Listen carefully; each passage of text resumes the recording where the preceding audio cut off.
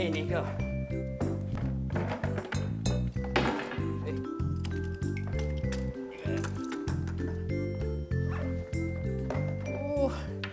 Salamat, Nico, ha? Wala pong anuman.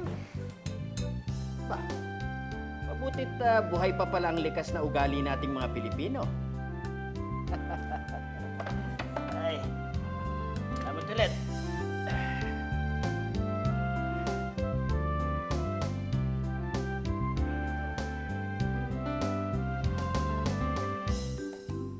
Likas na ugaling Pilipino?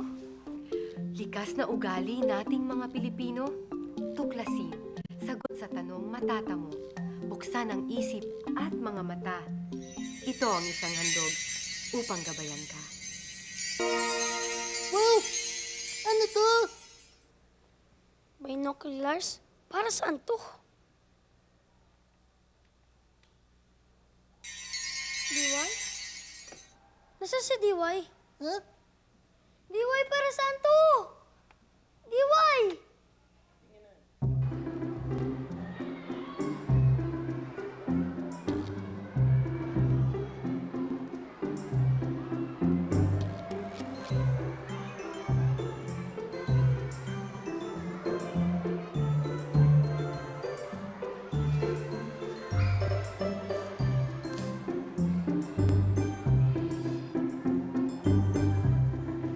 Binoculars to eh. Diba ito yung ginagamit pag may pinapanood ka sa malayo? Gabay daw. Ano kaya ibig sabihin ni DY? Siguro dapat kumain muna tayo. Yan naman ang sagot mo sa lahat, Bobby. Kain.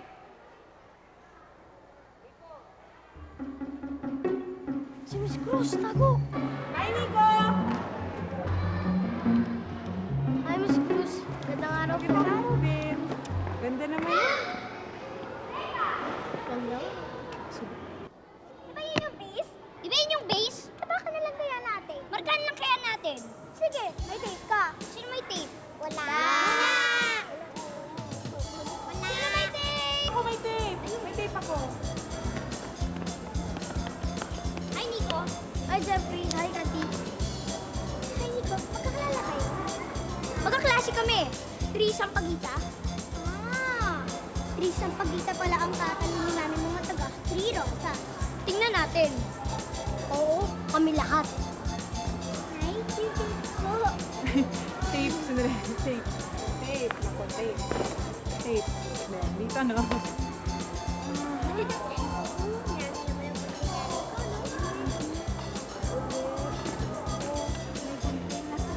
Ito. Yan, anak. Tape. Thank you, Nay. Lapit na kayo. Kayla, ikaw ang pinakamabilis. Kaya ikaw sa akin. Michelle, Mike, babantay niyo yung base, ha? Hey, ha? Tapos, huwag niyo papabayaan yung base, ha? Kayong dalawa. Tumakbo ka lang mabilis. Ba't ganito to? Sa may DY, gabay daw. Matutuklasan. Likas na ugaling Pilipino.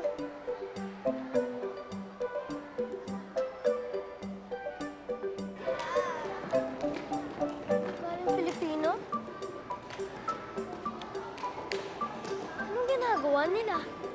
Nagsasalita yung isa, tapos yung iba nakikinig. Kailangan kayo, pabantak niyo yung base, okay? Kailangan natin na...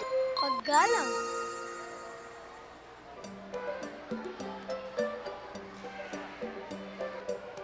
Paggalang? Kasi nakikinig sila. Tapos, di agad sila nagsasalita. Hinihintay muna nilang matapos yung isa. Kung walang paggalang, ano nangyayari?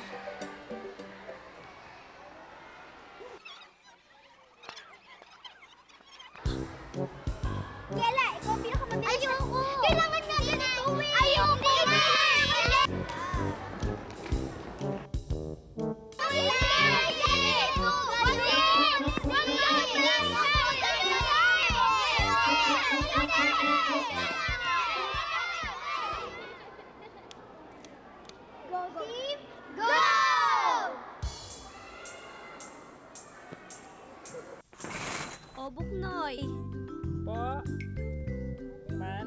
po. Kaawaan ka ng Diyos, iho. Salamat po. Saan ka na naman ba nanggaling ha, anak? Naglaro lang po ako. Ah, ganun ba? O sige, magbihis ka na at pawis ka nang makakain na tayo, ha? Opo. Likas sa ating mga Pilipino ang pagiging magalang. Noon pa man, magagalang na ang mga Pilipino. Makikita ito sa ating wika, tulad ng paggamit natin ng po at opo, at sa mga tradisyon natin tulad ng pagmamano. Bahagi na ang paggalang ng buhay Pilipino. Kayo, paano kayo nagpapakita ng paggalang? Pinapakita ko po ang paggalang ko sa aking ina sa paggamit ng po at opo. Pinapakita ko po ang aking paggalang sa aking guro sa pamamagitan ng pagtaas ng kamay tuwing siya'y nagtatanong. Pinapakita ko ang paggalang ko sa kalikasan sa paglilinis ng maduduming lugar.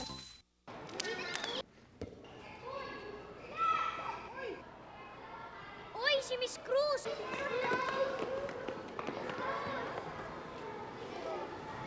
Ay, naku!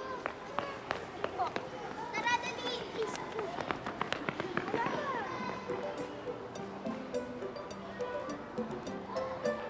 Ito pa yung mga bahay. Ilagay mo, Ibi. Sige, mauna muna ang juice, ha?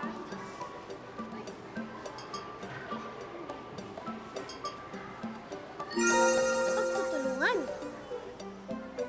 Tulong-tulong sila sa pagdadala at pag-aayos.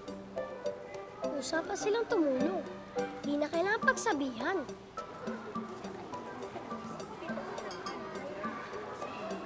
Dali lang kami. Iaayos mo pa nga ang tinapay. Tara, oh. Pinakalas.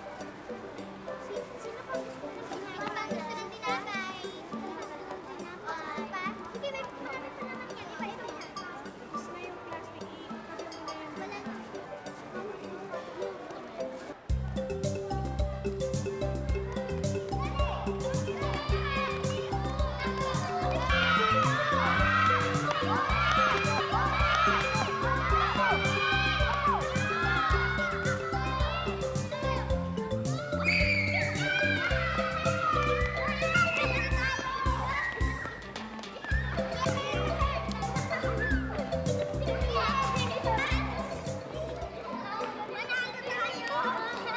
Sana tumakbo agad si Michelle. Oo nga, naghintay pa kasi siya eh. Sayang, na-out tuloy. Kawawa naman siya. Para saan yung galing Pilipino?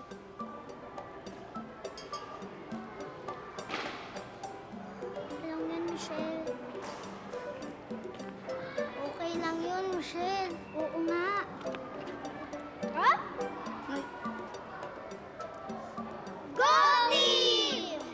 Yan na lang yun, Michelle. Ano kaya yung galing Pilipino yun? Pinagagaan nila yung loob ni Michelle? Kasi naisip nila siguro. Pakaramdam ni Michelle, napaya siya. Tama naman talaga na iniisip natin at binibigyang halaga ang damdamin ng iba.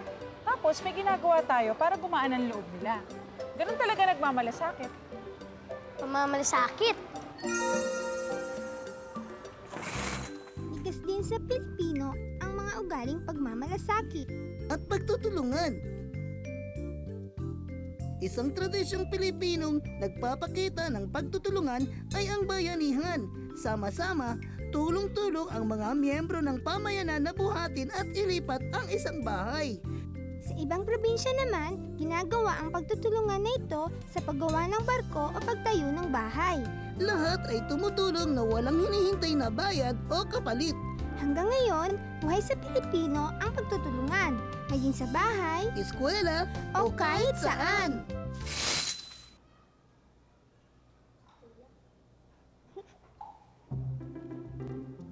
Jaya, tingnan mo, abalang-abala siya. Walang kinakain.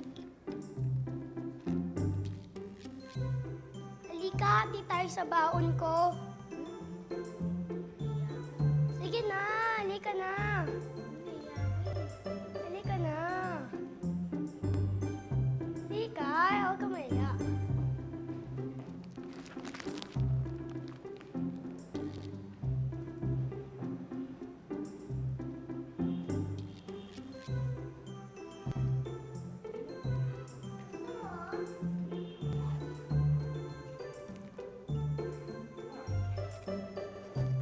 Oh.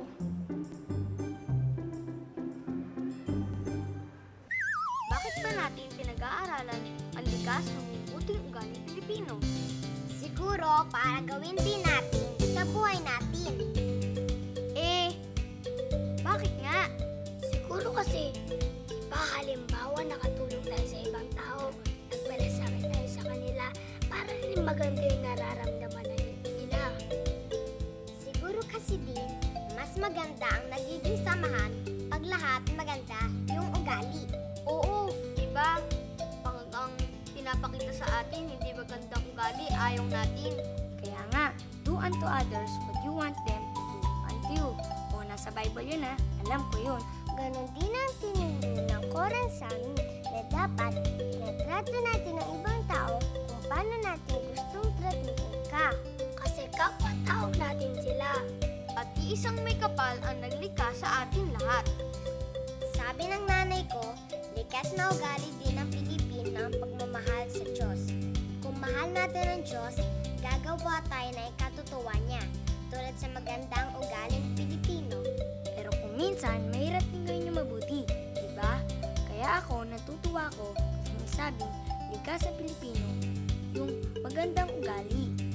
Kasi parang iniisip mo, kaya mo din siguro. Kasi Pilipino ka. Parang nasa loob mo na. Kailangan mo lang hanapin. Buhayin natin ang likas, katanging-tanging ugaling Pilipino.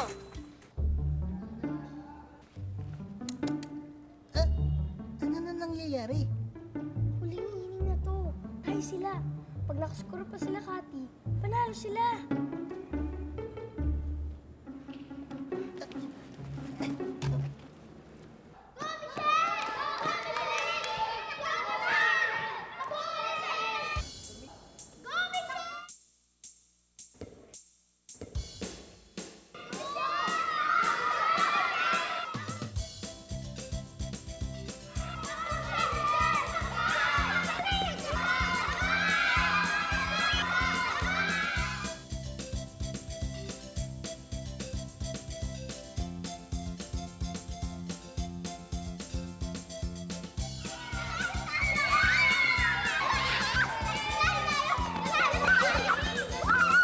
Ba't kayo natutuwa? Na-out nga kayo. Hindi ah. Set si Michelle. At panalo na kami. Paano kayo mananalo? Na-out nga si Michelle. Natouch siya bago siya tumapak sa base. Hindi ah. Tumapak muna si Michelle bago siya natouch. Out siya! Save siya! Mami, out po siya eh. Oo nga po. Natouch ko siya. Hindi po siya tumapak ng base. Ma'am, safe po ako. Nay, tumapak po muna kami sa base bago siya natouch. Naku, paano yan? Hindi ko nakita. Anong gagawin natin? Nico? Nakita mo ba? Nanonood ka eh. May binoculars ka pa nga. Eh di ibig sabihin, kitang-kita mo. Ano, Nico? Nakita mo ba? Ano? Nakita mo ba? Nico? Kailangan ni Nico sabihin kay Kati ang totoo. Kailangan sabihin ni Nico ang totoo kasi ang bata ay bawal magsinungaling. Oo nga. Kaya lang, matatalo yung mga kaklase niya. Paano kung magalit sila sa kanya? Kailangan sabihin ni Nico ang totoo kahit magalit sa kanya ang classmate niya. Kailangan sabihin ni Nico ang totoo dahil ito ay tama. Kailangan sabihin ni Nico ang totoo kahit na matalo pa ang team nila. Ano? Oo. Ano? Out mo siya o safe? Safe.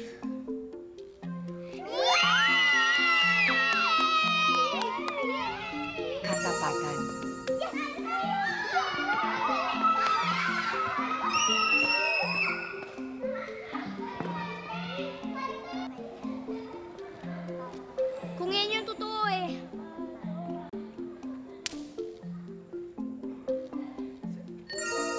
Paninindigan.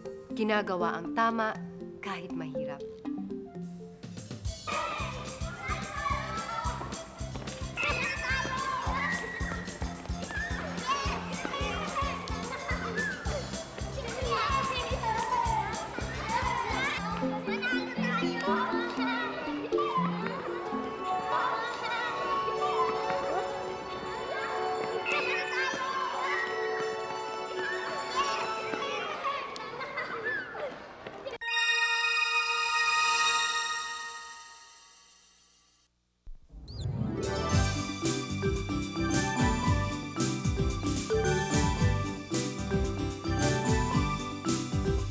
Sa sulok ng aklatan, doon ko natagpuan bagong kaibigan. Babi Buot ang pangalan. Kami inyong samahan sa pamana ng bayan. Iba't ibang kaalaman kung kasilang pamana ng lahi. Silid na mahiwaga ko sa